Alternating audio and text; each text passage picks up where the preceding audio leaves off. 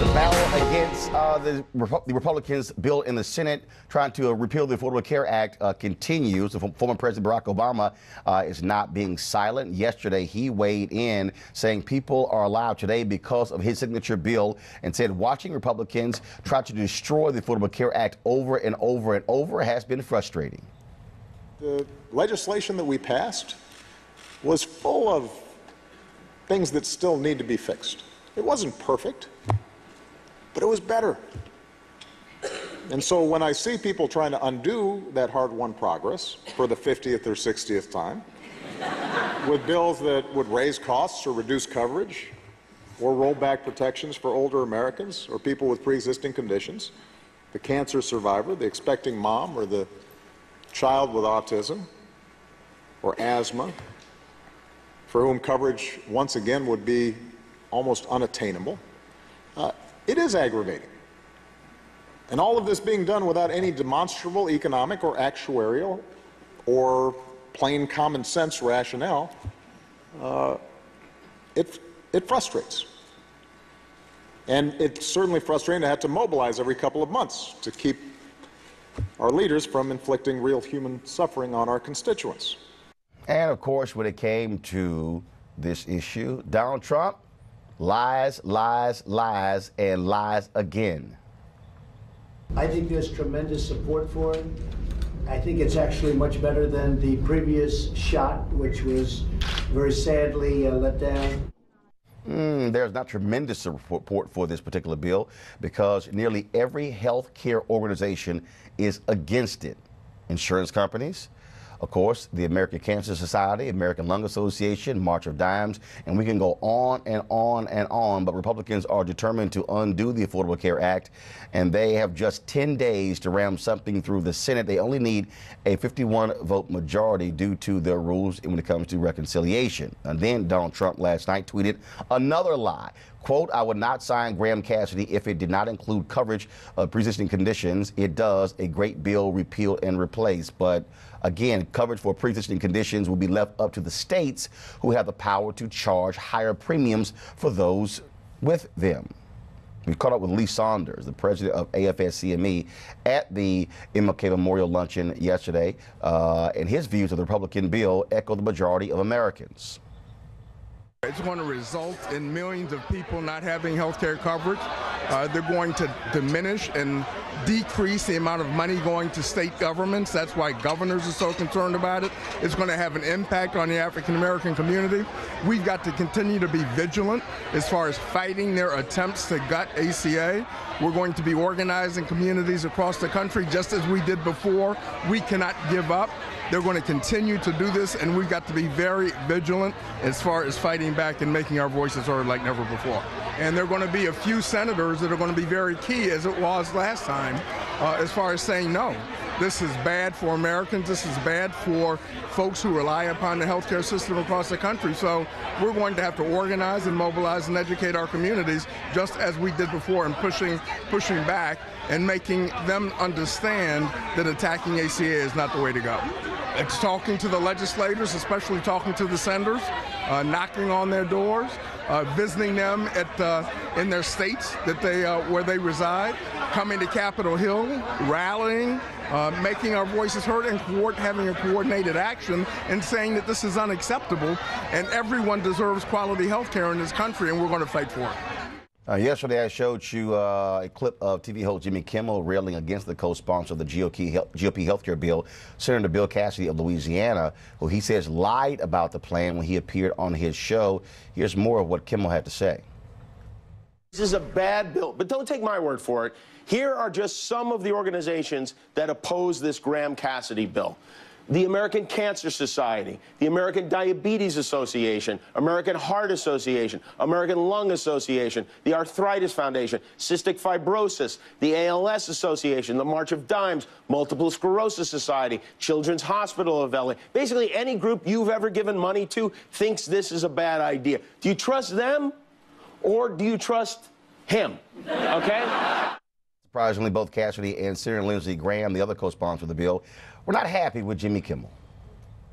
That was a personal attack, and I can't help that. But all I can say is that if you're in Texas or if you're in Maine and Virginia, Missouri, there'll be resources in your state that you've not had to provide you coverage, and we have protections for pre-existing conditions. Here's what I wished he would have done.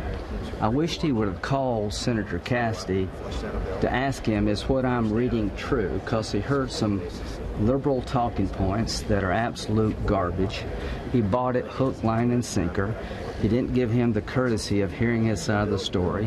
He went on national TV and called this man who has worked for the underprivileged in healthcare all of his life a liar, and I think that's inappropriate. Last I checked, if you lie, you're a liar.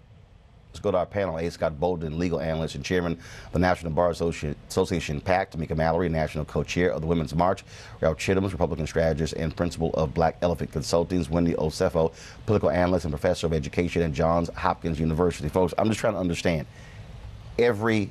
All of the healthcare advocate organizations, AARP, all of those particular groups, the Hospital Association, even the insurance companies are saying it's a lie. Literally, Blue Cross came out yesterday and said what they're saying is not true. I'm sorry, you can't. All of those folks surely can't be lying, and these two are the only ones who are correct, Ralph. Well, first things first, no one exactly knows exactly what's in this bill to start with. That's the first thing. That's a problem. Okay, that's the first. Enough, though. Right. So everyone that's saying it's going to do this, is going to do that. No one actually knows exactly what it's going to do. That's the first thing. But this bill does not do away with the pre-existing conditions, from what I've been able to read and what I've been able to learn. It gives states the opportunity to opt out and put other provisions in place, but individuals with pre-existing conditions will still be able to obtain insurance. But the argument that people, go ahead, Wendy. But there's a caveat to that. The caveat is that they also allow the states or the insurer to be able to say, yes, you have a pre-existing condition, but we can charge you higher for your premiums. Exactly. Furthermore, let's look at the numbers here. $214 billion will be cut, and states will lose money. Of those states, there are 34 that will lose money. And we have Michigan, Colorado, Pennsylvania, all states that Trump won. So go ahead and play games if you want to, because when it comes to midterms, you cut people's insurance, they're not going to vote for you. Exactly. Well, what I would say, honestly, is I'm going to paraphrase Chris Rock. He says you buy insurance in case something happens. That's what insurance is. You buy insurance at the front end in case something happens. If something has already happened, then you are no longer buying insurance. Okay. Because you are buying basically then the ability to have someone else pay for what has already happened. Because insurance you buy before something happens. It's like you don't have a car accident and then buy car insurance after the accident. You buy insurance before the accident so that in case you get into an accident, you have coverage. If something has already happened to you, you are no longer buying insurance. So you're endorsing this bill? You're endorsing this bill, right? I'm saying that I don't have a problem with persons with pre-existing conditions having to pay a little bit more because they are not, in fact, purchasing insurance. So you're saying the person who has cancer that has, you said that person should be paying $154,000 a year. Right. I'm not an actuary. No, I'm sorry. I'm not getting into numbers. I'm just saying that a person with a pre-existing condition, I don't have a problem with a person with a pre-existing condition paying a little bit more. Scott, should they pay $154,000 under this bill? Of course not. Neither should the elderly, neither should the people with pre-existing conditions. It simply doesn't make sense. And what's happening to the $254 billion my colleague talked about, that's going into the pockets of the insurers, if you will. The Republicans seem hell-bent for some reason, right before midterms, as best as they can, to cut insurance coverage for people, to line the insurance companies with these savings, and then the ultimate, whenever we as people or communities of color hear about, well, the state's going to run it and they're going to be state block grants, that's not going to be good for people of color or poor people. Tamika, what's interesting here again, the last Republican bill, 14% of Americans supported it. I mean, they hated it. The folks who do this for a living say this is worse than that particular bill. Right. This has nothing to do with health care. They don't want any hearings. Exactly. They want to rush it through. No CBO. No Congressional Budget Office examination.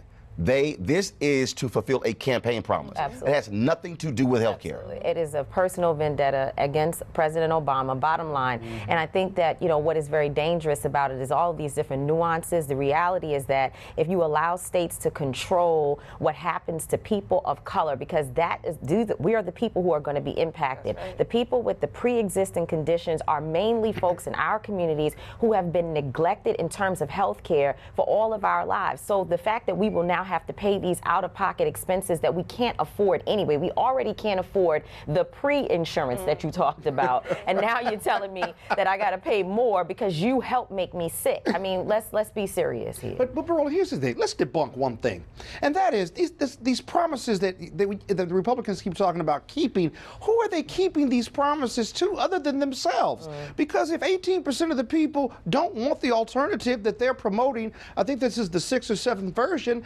then who are they keeping promises to? Corporate America or just themselves? No, because their supporters are dumb. No, let me say this again. Their supporters are dumb.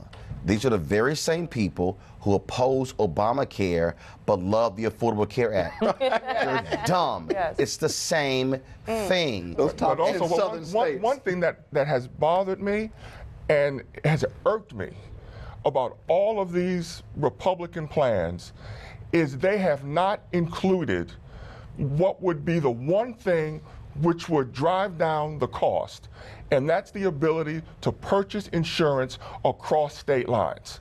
But that's the one thing that has irked me more than anything else about all of these Republican plans. Data that would support that, though. That's just rhetoric. Yeah, competition drives love competition. Prices. But let me tell you about competition. Who gets hurt in competition? Poor people, communities of colors, and others. Trust factors at an all-time low in this country. Don't tell me about competition. We can't compete. The only competition that is here is them against Obama. Right. That's the competition. Empire Blue Cross Blue Shield, because at that point, that was the best Blue Cross plan in the nation. It was lower than the Blue Cross Blue Shield here in the nation's capital. But every state is different. That's why the costs are different. But if you allow people to shop nationwide for their plans, it creates competition. No guarantee that's going to create lower prices. Here is the most basic, fundamental thing. Republicans in the Senate do not want you to know what is in this bill. Exactly. They do not want a thorough examination. We spent 15 months going over the Affordable Care Act.